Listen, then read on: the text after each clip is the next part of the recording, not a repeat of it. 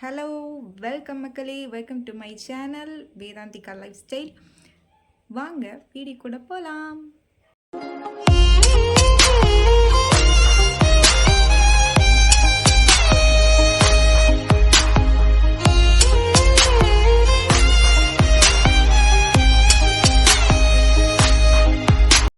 எவ்வளோ நாளைக்கு தான் இட்லி, தோசை, பொங்கல், வடை, ஏன் நூடுல்ஸ் கூட செஞ்சு பார்த்துக்கிட்டு நம்ம பண்ணிகிட்டு இருக்கிறது.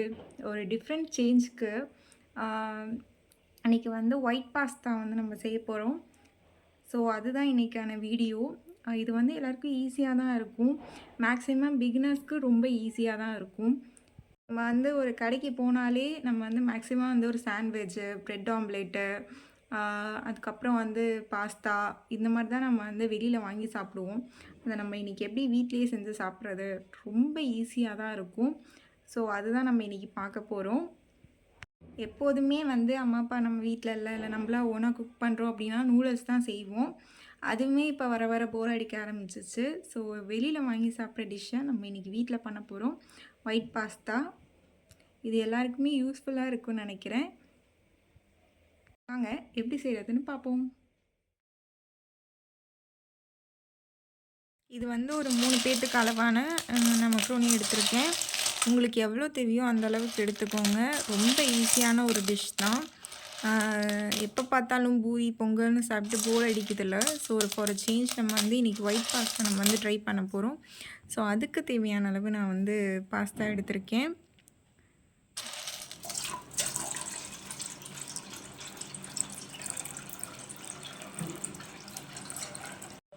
அப்புறம் 2 drops ஆஃப் ஆயில் கொஞ்சமாக,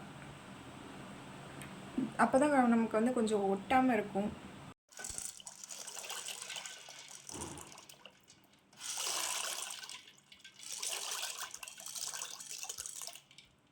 ஒரு 10 நிமிஷம் நல்லா கொதிச்சதுன்னா நமக்கு வந்து குக் பண்ண நம்ம ஸ்டார்ட் பண்ணிடலாம். ஃபர்ஸ்ட் ப்ராசஸ் இது தான். நமக்கு வந்து பெப்பர் பவுடர் கொஞ்சம் தேவை. ஸோ அதனால் பெப்பரை வந்து நான் கொஞ்சம் ரோஸ்ட் பண்ணிக்கிறேன்.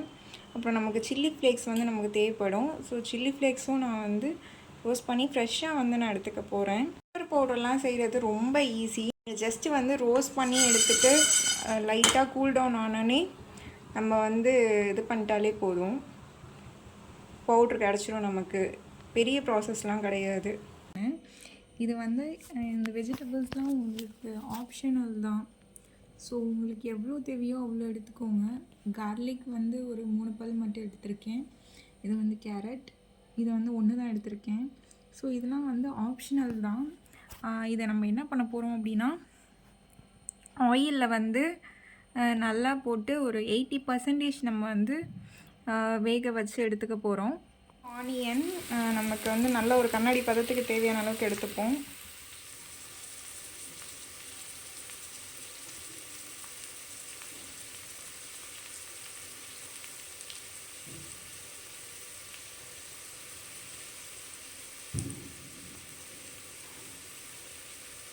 ஒன் ஸ்பூன் ஆஃப் எண்ணெய் எடுத்திருக்கேன். இதோடு நம்ம வந்து மைதா மாவு ஆட் பண்ண போகிறோம். கட்டி இல்லாமல் நம்ம வந்து கிண்ணோம்னா கரெக்டான கன்சிஸ்டன்சி நமக்கு கிடைக்கும். பார்த்திங்கனாலே தெரியும். மைதாவும் வெண்ணெயும் போட்டு நான் வந்திருக்கு. இந்த கன்சிஸ்டன்சியில் நம்ம வந்து பாலை ஊற்றணும். ஆல்ரெடி நான் காய்ச்சி ஆற வச்சு பாலை வச்சுருக்கேன். 1/2 லிட்டர் பால் ஊற்ற போகிறேன். கொஞ்சம் கொஞ்சமாக நம்ம ஊற்ற போகிறோம். ஸோ பால் நம்ம ஊற்றியாச்சு. நம்ம கட்டிப்படாமல் நம்ம கிண்டிக்கிட்டே இருக்கணும். கட்டி வந்து இது பண்ணதுக்கப்புறம் கொஞ்சம் கொஞ்சமாக நம்ம பால் ஊற்றணும். பால் ஊற்றினதுக்கப்புறம் இந்த மாதிரி ஒரு கரெக்டான ஒரு பதமாக வரும் நமக்கு. இதுதான் நமக்கு கரெக்டான பதம். ஸோ இந்த டைமில் நம்ம வந்து ஆல்ரெடி நம்ம ஒரு 10 மினிட்ஸ் வேக வச்சுருந்தோம் இல்லையா, அந்த பாஸ்தா வந்து நம்ம இதுக்குள்ளே போட போகிறோம். இந்த டைமில் நம்ம வந்து பாஸ்தா போட்டாச்சு. ஸோ இதோட நம்ம நல்லா மிக்ஸ் பண்ணி விட வேண்டியதான். நம்ம ஆல்ரெடி வந்து ஆயிலில் வந்து ஃப்ரை பண்ணி வச்சுருந்தோம்ல வெஜிடபிள்ஸ், அதையும் நம்ம ஆட் பண்ணிக்கலாம். வந்து அரைச்சி வச்சுருந்த சில்லி ஃப்ளேக்ஸை நம்ம போட்டுக்கலாம். போட்டுட்டு நல்லா மிக்ஸ் பண்ணி விடலாம். பெப்பர், நான் போட்டிருக்கிறது அதிகமாக தெரிகிற மாதிரி இருக்கும். நான் வந்து ஸ்ப்ரெட் பண்ணி போட்டிருக்கேன். ஸோ நல்லா மிக்ஸ் ஆகணும்னு ஒரு ஸ்பூன் தான் நான் எடுத்திருக்கேன். ஸோ இதை பார்த்துட்டு நீங்கள் நிறைய எடுத்துடாதீங்க, ரொம்ப ஸ்பைஸியாகிடும். தேவையான சில்லி பவுடர் நான் வந்து ஜஸ்ட்டு வந்து ஒரு 1/4 ஸ்பூன் தான் எடுத்திருக்கேன். பிகாஸ் ஆல்ரெடி நம்ம வந்து சில்லி ஃப்ளேக்ஸ் வேறு நம்ம போட்டிருக்கோம். ஸோ ஓவர் ஸ்பைஸியாக இருக்கும். பெப்பர் வேறு போட்டிருக்கோம். ஸோ அதனால் நான் வந்து லைட்டாக தான் எடுத்திருக்கேன். ஸ்ப்ரெட் பண்ணி போட்டிருக்கனால உங்களுக்கு நிறைய தெரிகிற மாதிரி இருக்கும். பட் நான் நிறைய போடலை, நான் ஸ்ப்ரெட் பண்ணி விட்டுருக்கேன், அவ்வளோதான். 10 மினிட்ஸ் நல்லா வந்து நம்ம மிக்ஸ் பண்ணி விட்டு அதை வந்து நம்ம சிம்மில் வச்சு கொதிக்க விட்டுட்டு நம்ம வந்து சர்வ் பண்ணி சாப்பிட வேண்டியதான். ஸோ நம்ம டிஷ் ரெடி ஆகிடுச்சு, நம்ம சாப்பிட வேண்டியதான். அப்படியே ஆவி பறக்க இருக்குது. இந்த கிளைமேட்டுக்கு செம்ம சூடாக டிஃப்ரெண்ட்டாக நம்ம ட்ரை பண்ணணும்னா இந்த டிஷ் வந்து அப்சல்யூட்டாக இருக்கும். இனிமேல் ஸ்விக்கி ஜொமேட்டோவில் ஆர்டர் பண்ணாமல் நம்மளே வீட்டை செஞ்சு சாப்பிட்லாம்.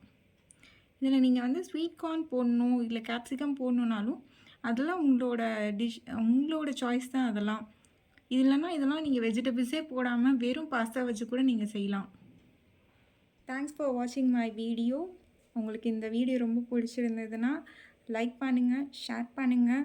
உங்களோட ஃப்ரெண்ட்ஸ்க்கு எஸ்பெஷலி யாருக்காவது செய்ய தெரியாமல் இப்போ தான் பிகினராக இருக்காங்க அப்படின்னா அவங்களுக்கு இதை ஷேர் பண்ணுங்கள்.